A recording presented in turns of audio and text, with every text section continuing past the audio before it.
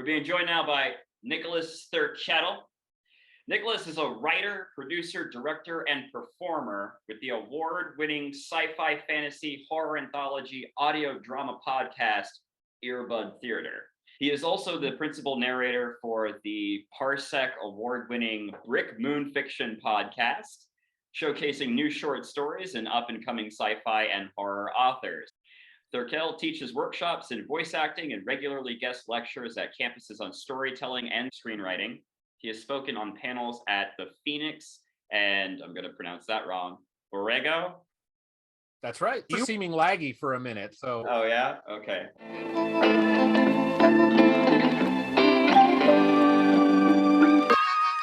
Well, I'd be lying if I didn't say I was deadly excited to finally meet Nicholas Thurkettle, otherwise known as Mr. Ethan Cole, the man with the breakdown. That is Professor. Breaks it down. Oh, that is Professor. That is right. That's Mr. or Professor to That you. is the Professor. Thrilled to be here, Elliot. Thank you so much. Daniel, as always, just, life gets better when we get to start chatting about movies. Oh, yes, absolutely. That's the way to do it. So I was just speaking with Daniel, and he spilled the proverbial beans and said that he had Ethan Cole in mind when he was writing that character. When did you find out that he had something special coming your way for you? Oh, I mean, he didn't spoil it until after he had already finished the script and started making plans to make this movie. So, he kind of gave me the jump on the train offer.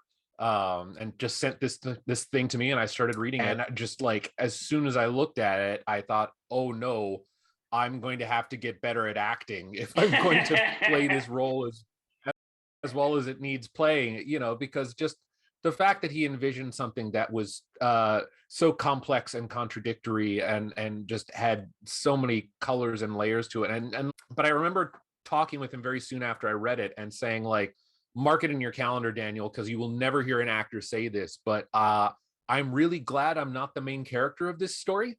Every actor always sees themselves as like the world revolves around their character. And every actor naturally kind of wants to take on the bigger challenge. But to me, the importance of this story and the importance of Ethan's experience in this story is it dawning on him that there is something much bigger going on that he has missed out on, that he is missing out on, and that he needs to plug in, and that the role he can play best is to actually start helping the people around him whose needs are greater and more than his.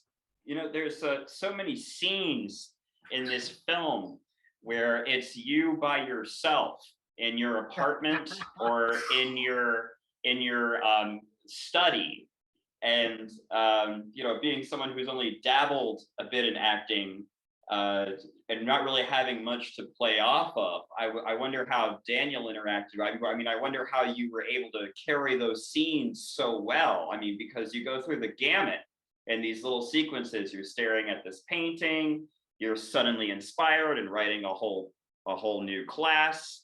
And then you have these several breakdowns and things like that. How does one act when there's no one to act off of? You look for things to ground you. And first and foremost, part of the joy of it is that, having experience with Daniel now, and Daniel being a guy who really believes that preparation makes perfection, like the amount of time we spent rehearsing and discussing the project before we even got on set, we already kind of had like a mind meld going that was going to be very effective. And even down to the crew, Kyle McConaughey, who was our cinematographer and editor, we had worked together on Friendship Park. And so I already knew and had innate trust with him and felt as if he would be able to work in real time with what I was doing. And so all of those elements together create a great base for you to do something. And then you look for what's going to ground you. I'm a writer as well as an actor. And so I kind of live on my laptop. And so if Daniel gives me a scene where it's like, all right, sit down and type and get yourself into a flow state, that's something that comes naturally. And so you start with something that's, I think, very sort of real and that you don't have to overthink.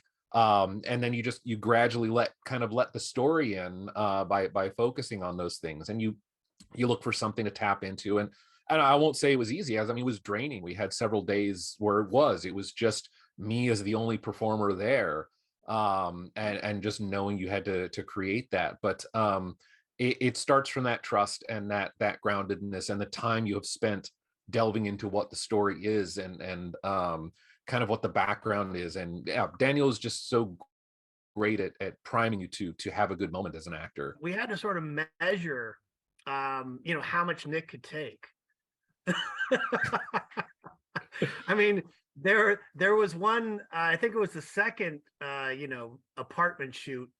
And, I mean, it was so intense. You can see those scenes are intense. They are. And They are. We're plumbing the depths of Ethan Cole, and we're also plumbing the depths of, in some ways, of Nicholas Thurkettle, because I mean, he's got to be there and he's got to embody that 100%. So I think it was the second day where we said, you know what? Okay, we had one more scene to shoot. I go, let's just cut it out early. We'll sort of, we'll round up tomorrow. Because it just became too much. I could see it actually was wearing on him.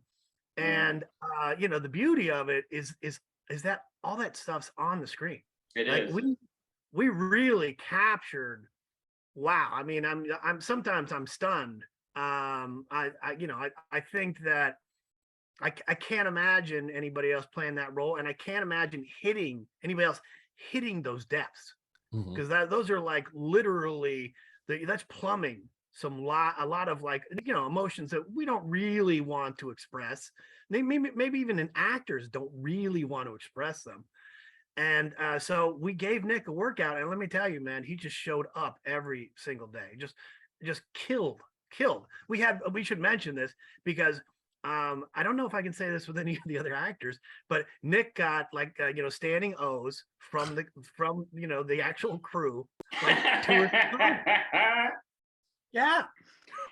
I am so far from surprised. Well, thank you. And it's part a testament to the sort of person that Daniel attracts. I mean, he really loves to create a set that has that nurturing energy and that sense of safety. And so he brings people who vibe with that. And so to have that level of support, I mean, you don't get it on every movie. I mean, a lot of the time people are just kind of like, they're in their own area and they're doing their thing and they're just making sure they're on schedule.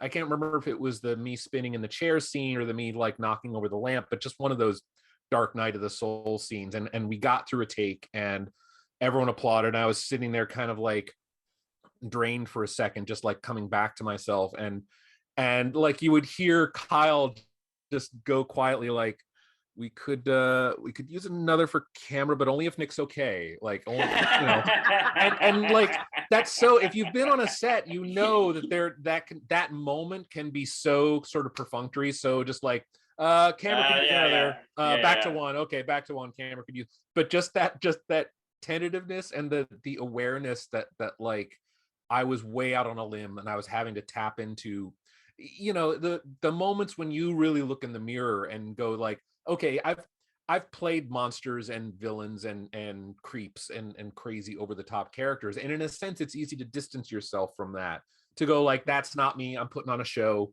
Fine.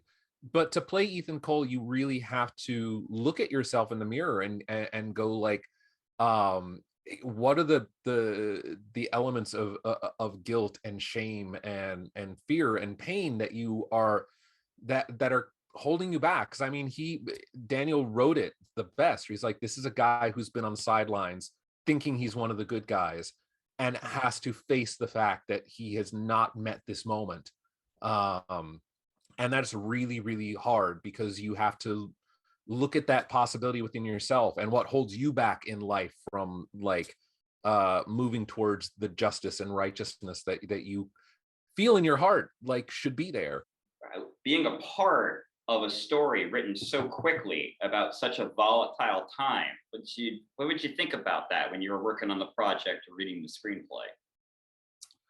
Well, to me, it really was the ultimate challenge for me as an actor, and it was me knowing I had to grow into this challenge because my background is in stage. I have classic stage training, was a theater major, did 5 years of outdoor Shakespeare, and you find a lot of overlap between stage actors and sci-fi, especially because it's all the realm of the imagination. Like if you can be on stage and imagine Henry V, the battlefield in France, it's pretty easy to, not easy, but it's you can imagine the parallel step to now I'm on a sound stage and I'm pretending it's an alien planet. You know, it's why all Right. these stage actors do so well on Star Trek. And so to me, in a sense, that would have almost been simpler than stepping into something that is so based in reality and so vulnerable, because you don't get to work from the outside in. You don't get to think about the technical stuff as strongly. You're really having to draw from within. And I'm only starting to talk with people about the fact that I came up as an actor at a time when we didn't have terms like neurodivergence and being atypical. And studying that has unlocked so much self-understanding. And it made me realize one of the reasons I was drawn to acting is I always call it human practice. You know, it is the safest and I would say most informative way of really studying people and socialization and interaction in a way that is fruitful and helped me to grow. And so in a sense, this was almost like a final exam level test of like, can you get into something that does not have any of that safety and this story to give that a go. And there were so many days it's like where we knew I was arriving, like where Sydney and I were going to have to do 10 pages that just was all, you know, very subtle, very shifting. Every take was going to be a little bit different, but just about navigating in the moment. And so that is really what made it an ultimate challenge for an actor like me, coming from where I come from. That's incredible. Let's talk about that a little bit, because I think everybody, one of the days I think we all remember was, you know, that the long day. I think of it as the plateau day. And so this is the day when Nick and Sid they had about 10 pages. And there's so many ways to fall wrong. There's so many ways. There were so many, you know, there's like 100 moments that as an actor you have to capture. And some of them nuanced, some of them incredibly emotional. It's weird because it's one of the most memorable days I've ever had on a shoot. Because I think right after it, I said to myself, and I think I told everybody else, I said that was a star-making day. That was, I mean, because I really, we'd already worked with Sid a couple days, but that was really where I was like, I was sort of surprised. I'm like, oh, what do we have here? And I was also surprised by the immediate chemistry that, you know, they both had together as actors. And again, one of the things about this script, you know, it's like you're asking actors to do too much in a way, because, you know, as a director and as a writer, I'm counting the beats. I know them all, you know, because I wrote them. And I'm thinking to myself, if I get 80% of the beats, I feel good, right? Yeah. But these guys together over the course of that day, they got 100% of the beats, 100% of the nuance, and 100% of the chemistry. And I'm telling you, that's like hitting the lottery. And so that's one of the things I always remember about today. I was like, is that over? Can we go home now? We got that in the can, right? It's one of those, there you go. We got that in the can. Daniel said this is heavyweight fight night right here. This day of and I is really like these two characters meeting. In a sense, I feel like I'm kind of the closest the movie has to an antagonist. This is the thing that I love about Daniel, is that he doesn't program his stories to tell you who to like and who to hate.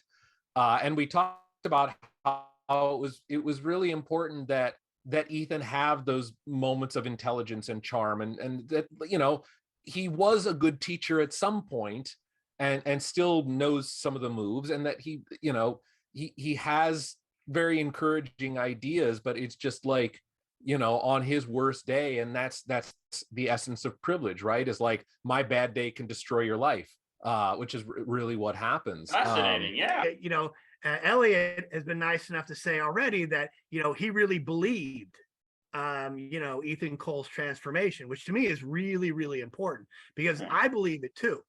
But now the question I thought we would ask to Nick is that how do you make that internally? How do you make that authentic? How do you feel that, and how do you project it? That's interesting.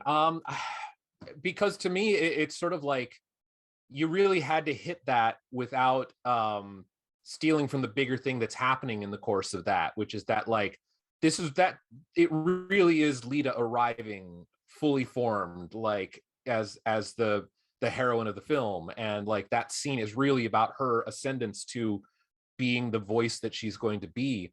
And so it's like you have to communicate it and you have to hit that beat without like making the whole movie stop and go, look at Ethan, like look at what Ethan's doing right now, because everyone is giving so much, everyone has so much on the line.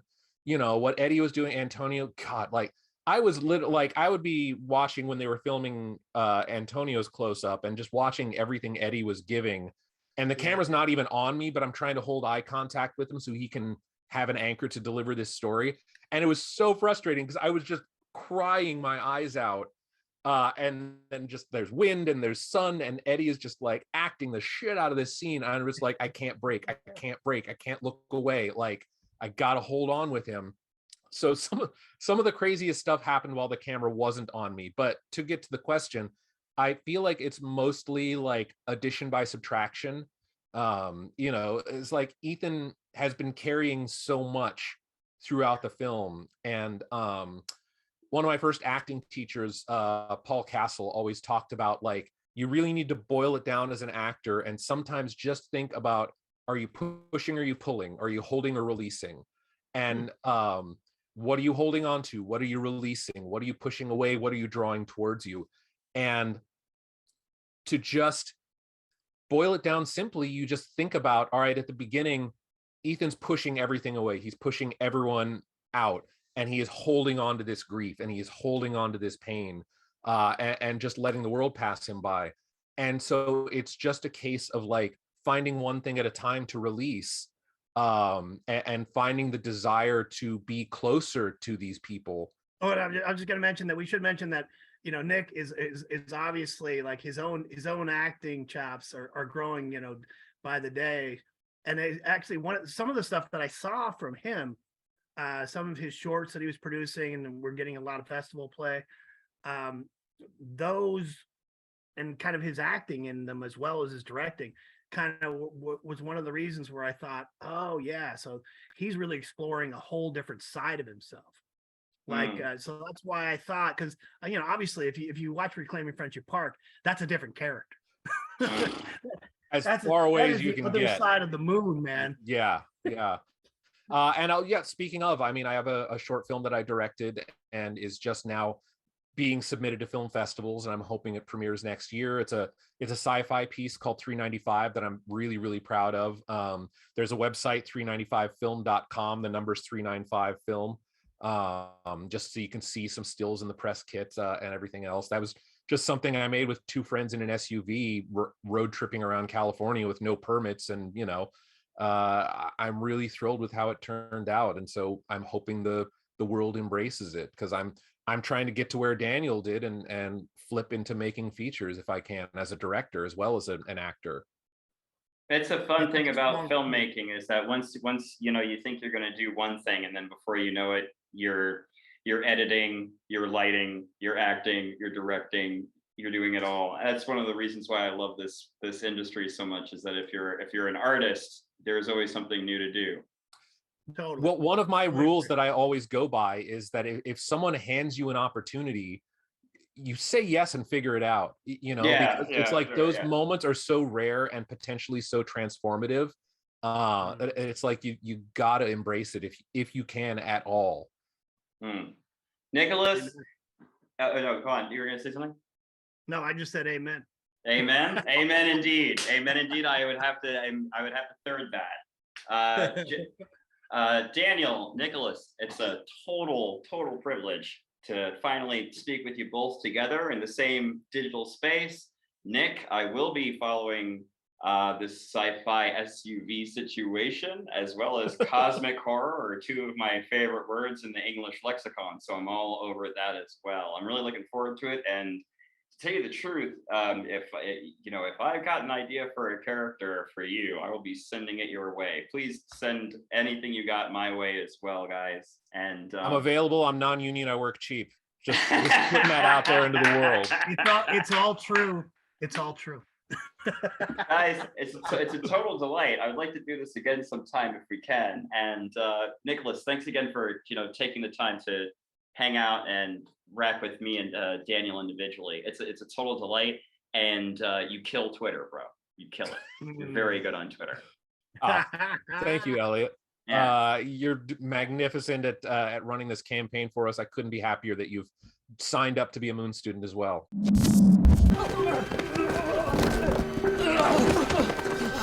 Bam! I wake up every minute with the fever dreams. I push my mind to a limit where it needs to be. I work blind, got vision I don't need to see. I'm picking mind over matter, I believe in me. I need to find more hours in the day to breathe. Need to find more power in the way. Did you hear a word I just said? How long do you think she's gonna let someone like you drag her down? Not by myself. And what is he teaching now, huh? Let me guess, what is he doing? What's the word? How to be what? Mr. Cole.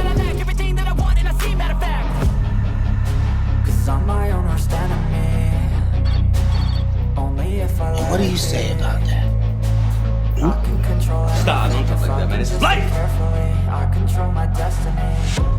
Deep up in my mind, I manifest it. Every morning I wake up obsessed, and everything I do the best. And deep within my mind, you know I'll always manifest it. Just like her! Wow. Are you a Moon student?